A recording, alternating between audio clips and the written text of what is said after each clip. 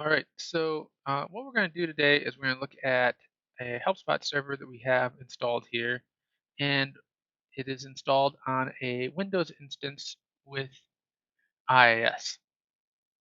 So in this case, uh, with the default installation, the login page is hosted at localhost/HelpSpot/login. And the admin page and the portal will all be under this HelpSpot subdirectory.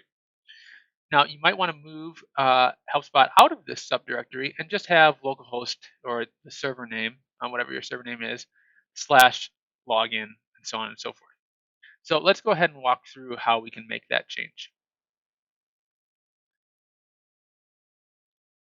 So here's my IIS management panel, and what we can see is that we have a virtual directory here. And if we look at the properties on this virtual directory, it's pointing to program files x86/helpspot/helpspot/public.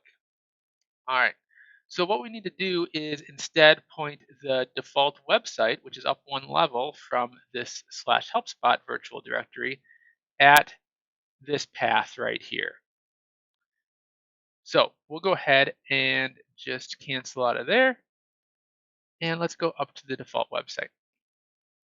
All right. So from here, we want to click on the basic settings for our default website.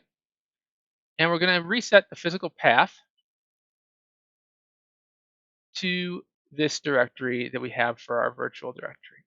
So we'll go ahead and click on OK. And then we need to go ahead and remove our virtual directory here.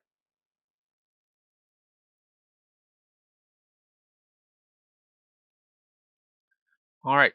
So now at this point, we need to edit the .env file in order to set the correct app URL for this, this installation. So let's go ahead and open up the File Explorer, and we're going to navigate to that directory.